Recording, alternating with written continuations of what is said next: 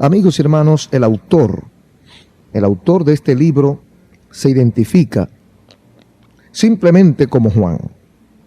Era bien conocido por las iglesias de Asia, pues él se autotitula hermano, como quien compartía con ellos la tribulación, el reino, la paciencia, según dice el versículo 9 del mismo capítulo 1. Entonces surge una pregunta mientras tanto: ¿quién es este Juan? A juzgar por el estilo de este libro, es claro que era un cristiano hebreo, saturado del Antiguo Testamento. La iglesia primitiva generalmente dio por sentado que se trataba del apóstol de Jesucristo, autor del cuarto evangelio. Esto fue confirmado por Justino Mártir en el año 150 después de Cristo, alrededor del 200 por Irineo, quien había vivido durante un tiempo en Asia y conocía más o menos el ambiente. Los padres de la iglesia aceptaron esta condición apostólica del autor de esta carta de Apocalipsis. La misma es completamente posible porque hay una sólida tradición histórica de que Juan vivió hasta una edad muy avanzada en la ciudad de Éfeso y que fue el último de los discípulos de Jesús en partir de esta tierra. Pero debemos notar que Juan no se designa a sí mismo como un apóstol y que en el 21:14, adelantándonos un poco, él va a mencionar a los apóstoles como grupo, pero no indica que él deba ser incluido en el círculo. Sin embargo, declara ser profeta y da a su libro el título de profecía. Si el autor no fue el apóstol Juan, entonces era un profeta bien conocido en las iglesias de Asia, el cual resulta desconocido para nosotros y para la mayoría de los que escribieron en el Nuevo Testamento.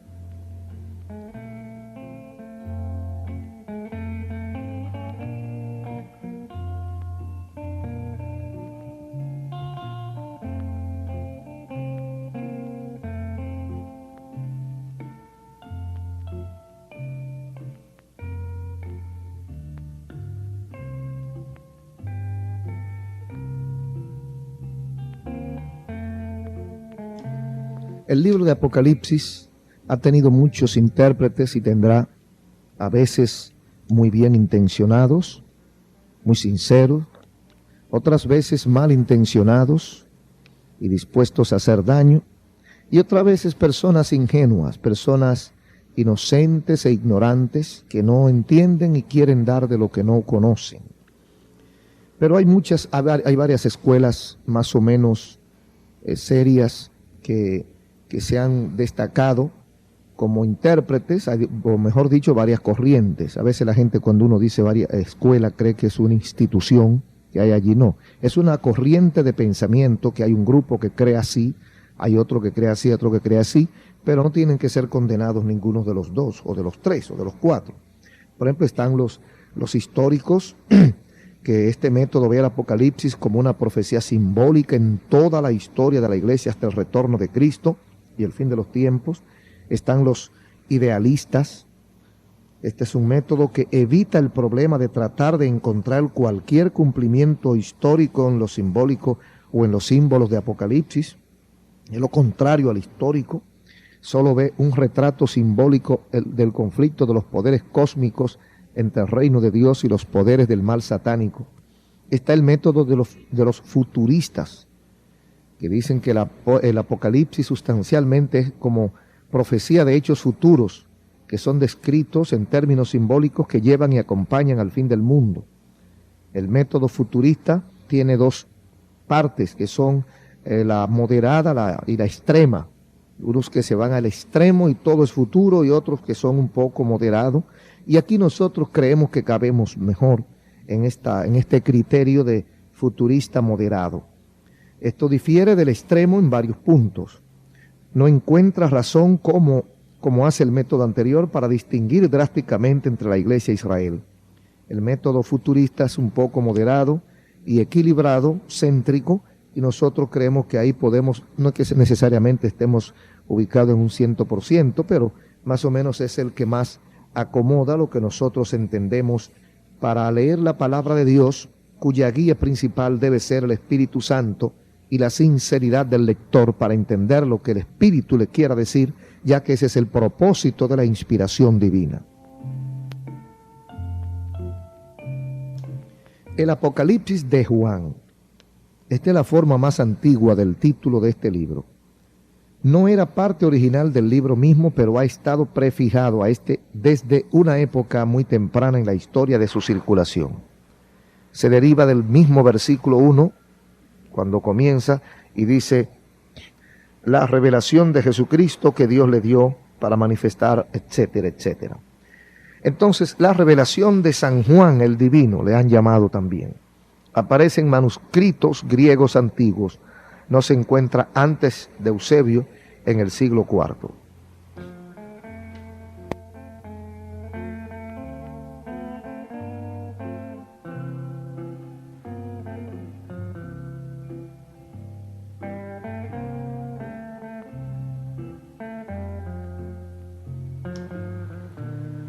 La palabra Apocalipsis ha sido tomada de la revelación de Juan por los modernos eruditos y aplicada al género de la literatura judeocristiana llamada apocalíptica.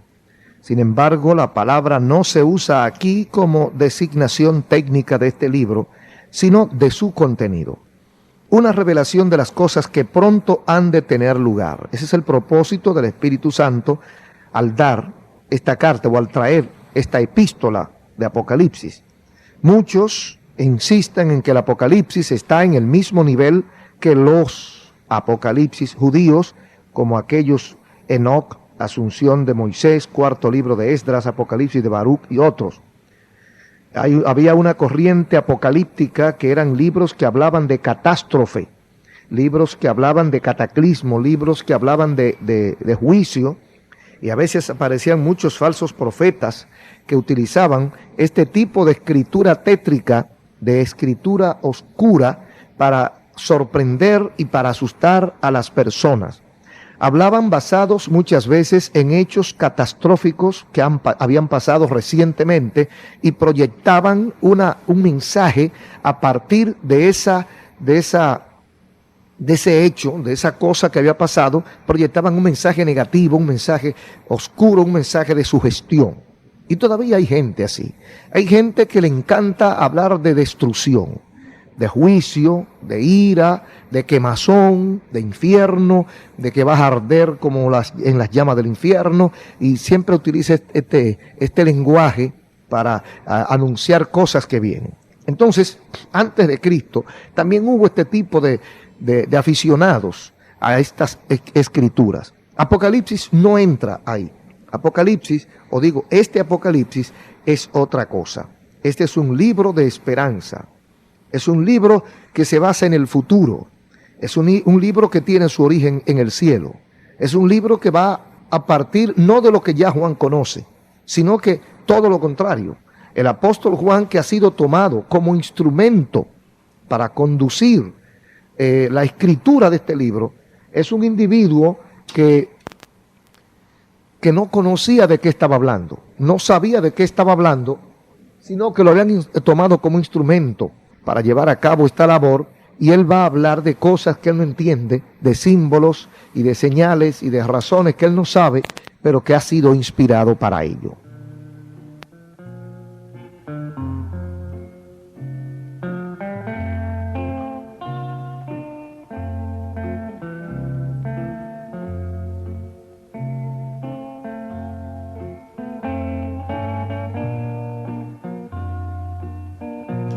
En el mismo versículo 1, la revelación de Jesucristo que Dios le dio para manifestar a sus siervos las cosas que deben suceder pronto. Aquí está el propósito del libro, el instrumento y la razón. Por ejemplo, la revelación es de Jesucristo. O sea, el propósito es, o el motivo, la base fundamental es la revelación de Jesucristo. La revelación no es de Juan. La revelación no es de ningún apóstol, es de Jesucristo. ¿Quién se la dio? Dios. Que Dios le dio. a Jesucristo. Dios le entrega a Jesucristo este trabajo, este ministerio. La revelación de Jesucristo que Dios le dio para manifestar a sus siervos, a todos nosotros, a los que estaban y a los que estarían. Ahí estamos incluidos nosotros. Para manifestar a sus siervos, ¿qué cosa? Las cosas que deben suceder pronto, pronto en la mente de Dios, las cosas del futuro. Y sigue diciendo el versículo 1, y la declaró, enviándola por medio de su ángel a su siervo Juan. Fíjese cómo es el proceso.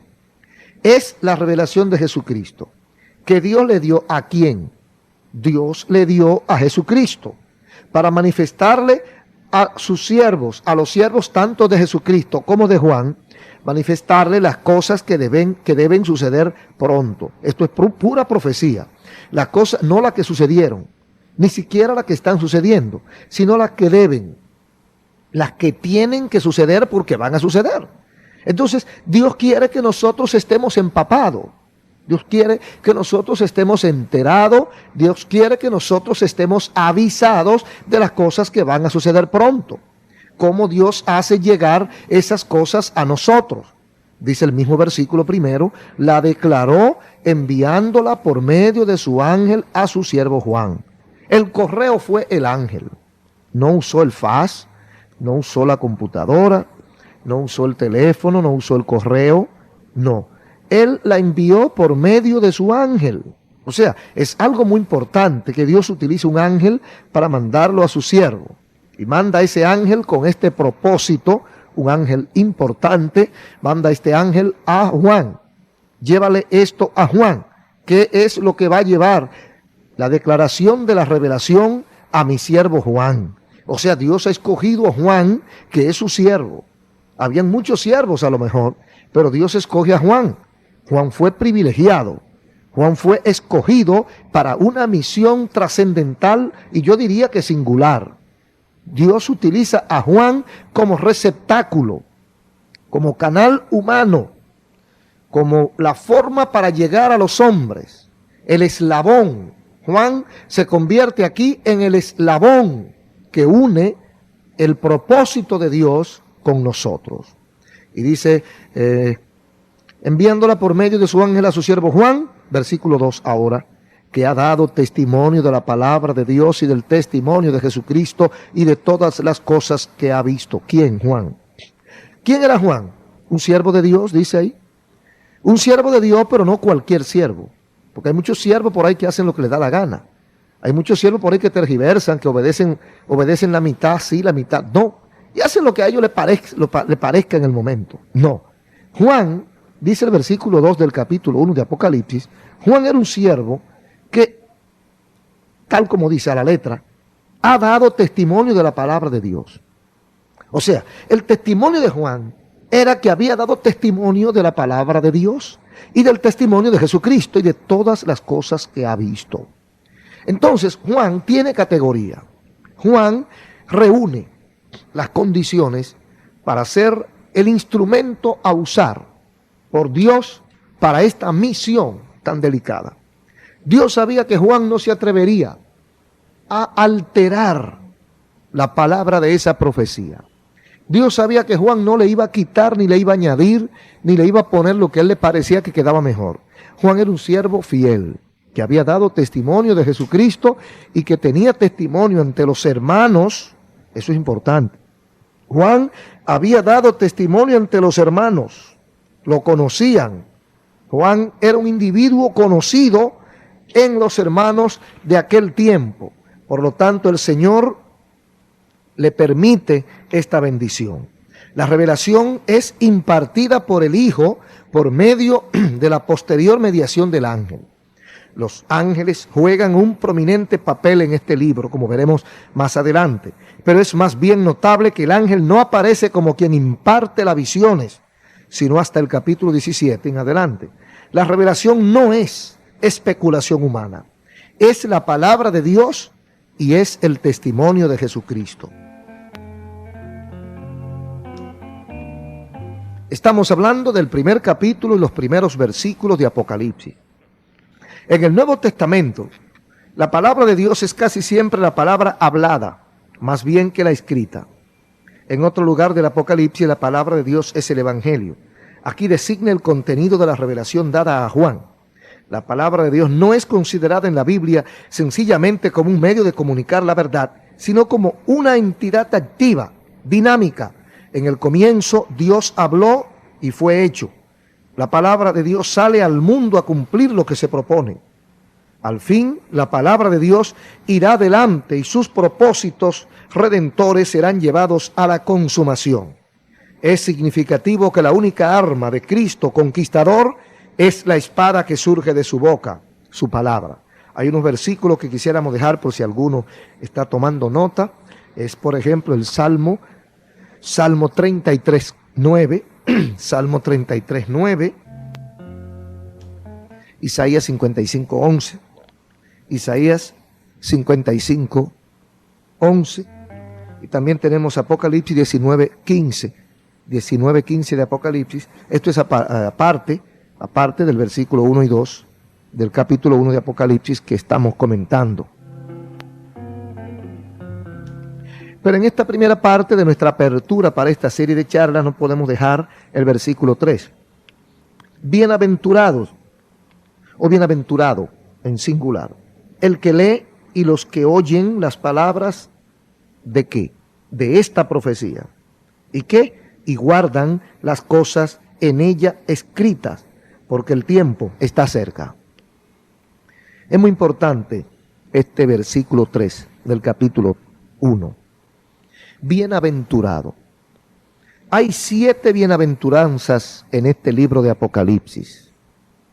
La vamos a encontrar más adelante, a partir de este versículo 3. También está en el 14:13, 16:15, 19:5, 20:6, 22:7 y 14. Aquí, en este versículo 3, se pronuncia una bienaventuranza sobre aquellas organizaciones cristianas en las que sería leída en alta voz la revelación que se comienza a escribir ahora de Juan y que es el propósito de Dios concluirla. Se puede probar que ese es el significado por las palabras los que oyen. Los que oyen son los que va a hablar de cosas que él no entiende, de símbolos y de señales y de razones que él no sabe, pero que ha sido inspirado para ello.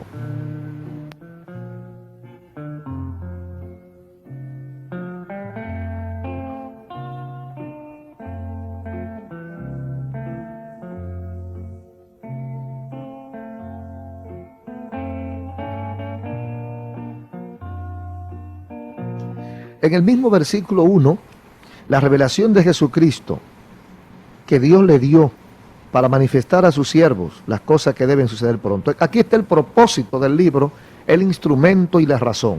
Por ejemplo, la revelación es de Jesucristo. O sea, el propósito es, o el motivo, la base fundamental es la revelación de Jesucristo. La revelación no es de Juan, la revelación no es de ningún apóstol, es de Jesucristo. ¿Quién se la dio? Dios, que Dios le dio a Jesucristo. Dios le entrega a Jesucristo este trabajo, este ministerio. La revelación de Jesucristo que Dios le dio para manifestar a sus siervos, a todos nosotros, a los que estaban y a los que estarían. Ahí estamos incluidos nosotros. Para manifestar a sus siervos, ¿qué cosa? Las cosas que deben suceder pronto, pronto en la mente de Dios, las cosas del futuro. Y sigue diciendo el versículo 1, y la declaró, enviándola por medio de su ángel a su siervo Juan. Fíjese cómo es el proceso. Es la revelación de Jesucristo, que Dios le dio ¿a quién? Dios le dio a Jesucristo, para manifestarle a sus siervos, a los siervos tanto de Jesucristo como de Juan, manifestarle las cosas que deben suceder pronto. Esto es pura profecía. Las cosas, no las que sucedieron, ni siquiera las que están sucediendo, sino las que deben, las que tienen que suceder porque van a suceder. Entonces, Dios quiere que nosotros estemos empapados, Dios quiere que nosotros estemos enterados, Dios quiere que nosotros estemos avisados de las cosas que van a suceder pronto. Cómo Dios hace llegar esas cosas a nosotros. Dice el mismo versículo 1, la declaró enviándola por medio de su ángel a su siervo Juan. El correo fue el ángel. No usó el fax, no usó la computadora, no usó el teléfono, no usó el correo, no. Él la envió por medio de su ángel. O sea, es algo muy importante que Dios utilice un ángel para mandarlo a su siervo. Y manda a ese ángel con este propósito, un ángel importante, manda a este ángel a Juan. Llévale esto a Juan. ¿Qué es lo que va a llevar? La declaración de la revelación a mi siervo Juan. O sea, Dios ha escogido a Juan, que es su siervo. Habían muchos siervos a lo mejor, pero Dios escoge a Juan. Juan fue privilegiado. Juan fue escogido para una misión trascendental y yo diría que singular.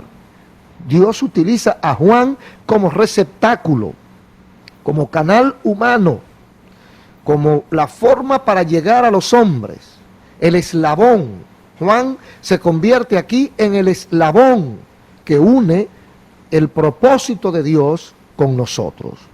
Y dice, enviándola por medio de su ángel a su siervo Juan, versículo 2 ahora, que ha dado testimonio de la palabra de Dios y del testimonio de Jesucristo y de todas las cosas que ha visto. ¿Quién? Juan. ¿Quién era Juan? Un siervo de Dios, dice ahí. Un siervo de Dios, pero no cualquier siervo. Porque hay muchos siervos por ahí que hacen lo que les da la gana. Hay muchos siervos por ahí que tergiversan, que obedecen la mitad sí, la mitad no. Y hacen lo que a ellos le parezca en el momento. No.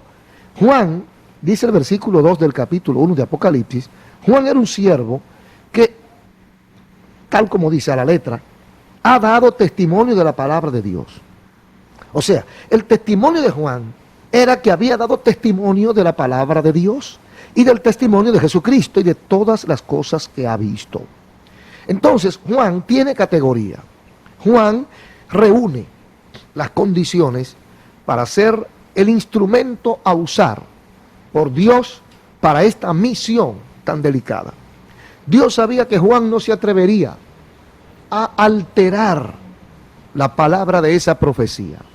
Dios sabía que Juan no le iba a quitar, ni le iba a añadir, ni le iba a poner lo que a él le parecía que quedaba mejor. Juan era un siervo fiel, que había dado testimonio de Jesucristo y que tenía testimonio ante los hermanos. Eso es importante. Juan había dado testimonio ante los hermanos, lo conocían. Juan era un individuo conocido en los hermanos de aquel tiempo. Por lo tanto, el Señor le permite esta bendición. La revelación es impartida por el Hijo por medio de la posterior mediación del ángel. Los ángeles juegan un prominente papel en este libro, como veremos más adelante. Pero es más bien notable que el ángel no aparece como quien imparte las visiones, sino hasta el capítulo 17 en adelante. La revelación no es especulación humana, es la palabra de Dios y es el testimonio de Jesucristo. Estamos hablando del primer capítulo y los primeros versículos de Apocalipsis. En el Nuevo Testamento, la palabra de Dios es casi siempre la palabra hablada, más bien que la escrita. En otro lugar del Apocalipsis, la palabra de Dios es el Evangelio. Aquí designa el contenido de la revelación dada a Juan. La palabra de Dios no es considerada en la Biblia sencillamente como un medio de comunicar la verdad, sino como una entidad activa, dinámica. En el comienzo Dios habló y fue hecho. La palabra de Dios sale al mundo a cumplir lo que se propone. Al fin, la palabra de Dios irá adelante y sus propósitos redentores serán llevados a la consumación. Es significativo que la única arma de Cristo conquistador es la espada que surge de su boca, su palabra. Hay unos versículos que quisiéramos dejar por si alguno está tomando nota. Es, por ejemplo, el Salmo 33:9, Salmo 33:9, Isaías 55:11, Isaías 55:11, y también tenemos Apocalipsis 19:15 de Apocalipsis. Esto es aparte del versículo 1 y 2 del capítulo 1 de Apocalipsis que estamos comentando. Pero en esta primera parte de nuestra apertura para esta serie de charlas no podemos dejar el versículo 3. Bienaventurados, o bienaventurado en singular, el que lee y los que oyen las palabras ¿de qué? De esta profecía. ¿Y qué? Y guardan las cosas en ella escritas, porque el tiempo está cerca. Es muy importante este versículo 3 del capítulo 1. Bienaventurado. Hay 7 bienaventuranzas en este libro de Apocalipsis. La vamos a encontrar más adelante, a partir de este versículo 3. También está en el 14:13, 16:15, 19:5, 26, 22:7 y 14. Aquí, en este versículo 3, se pronuncia una bienaventuranza sobre aquellas organizaciones cristianas en las que sería leída en alta voz la revelación que se comienza a escribir ahora de Juan y que es el propósito de Dios concluirla. Se puede probar que ese es el significado por las palabras los que oyen. Los que oyen son los que iban a leer o los que, bueno, sí, los que oyen, porque habla de los que iban a leer también. Y son bienaventurados primero los que oyen las palabras. O sea, si usted está leyendo la palabra de Dios, específicamente estas profecías, en la iglesia, hay alguien que no lee, que no habla, que no nada, pero está oyendo, ya comienza diciendo que son bienaventurados los que oyen, ¿verdad? Esto es una parte. Esto no es una referencia a la lectura privada y al estudio, sino a la adoración pública de la palabra de Dios, a la aceptación, porque en este sentido, adorar la palabra de Dios es prestarle la debida atención, es darle la importancia, darle el lugar que le corresponde, respeto, adoración, reverencia, actitud de obediencia, sumisión. Todo eso entra dentro de lo que nosotros podemos entender como adorar su palabra. No es una referencia a una lectura pasajera, simbólica y simplificada y superficial. No, es una lectura de adoración pública. La iglesia primitiva adoptó la práctica judía de leer en la congregación. Y la mayoría de las iglesias evangélicas lo han hecho desde su existencia. Mientras otra iglesia, la llamada iglesia popular, mantenía la lectura bíblica privada para un grupito de personas letradas, para no ir a dañar, y estaban hasta cierto punto muy bien intencionados, porque no querían que nadie tergiversara. Había un tesoro, había una joya, en un cofre, y no se podía abrir por manos inexpertas. Entonces solamente los estudiosos profundos podían leerla. Pero esa no era la costumbre, esa no era la norma de la iglesia primitiva.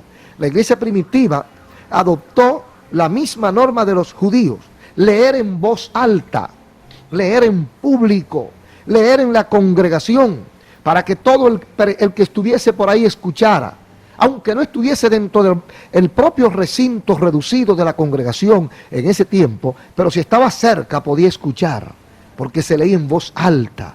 La iglesia evangélica lo ha hecho desde el principio, leer una lectura devocional, y se pone de pie un hermano y lee en voz alta. A veces se acostumbra a una lectura altisonante, una lectura compartida. Yo leo un versículo y la congregación lee el otro, todos en voz alta. Esto es una forma de adoración, leyendo la palabra de Dios, que es vida, que es poder, que es pan al alma, leyéndola en voz alta, en las congregaciones, en los cultos, en toda actividad que se precie de ser cristiana, porque si no es un club, una sociedad cualquiera, pero en toda congregación que se precie de cristiana se lee la palabra de Dios en voz alta, y hay muchos ejemplos en la Biblia, en el Antiguo Testamento y en el Nuevo Testamento. Por ejemplo, en Éxodo 24:7, Nehemías capítulo 8 versículo 2, en los Hechos capítulo 13 versículo 15, Segunda Corintios capítulo 3 versículo 15, y hay otros más. Pablo esperaba que sus cartas fueran leídas en las asambleas, según Colosenses 4:16.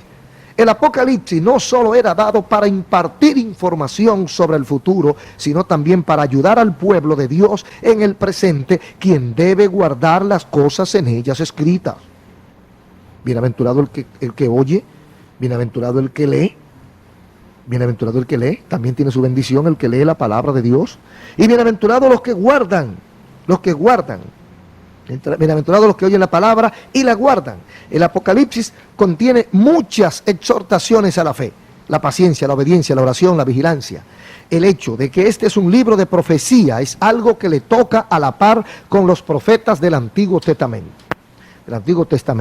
Entonces, bienaventurados los que leen, bienaventurados los que oyen las palabras de esta profecía y guardan las cosas en ellas escritas, porque el tiempo está cerca. Hay una razón, el tiempo está cerca.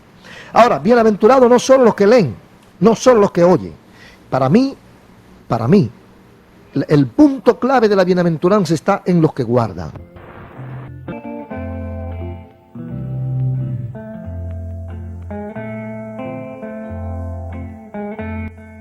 Amigos y hermanos, nosotros hemos compartido con ustedes esta primera parte de esta larga serie sobre Apocalipsis.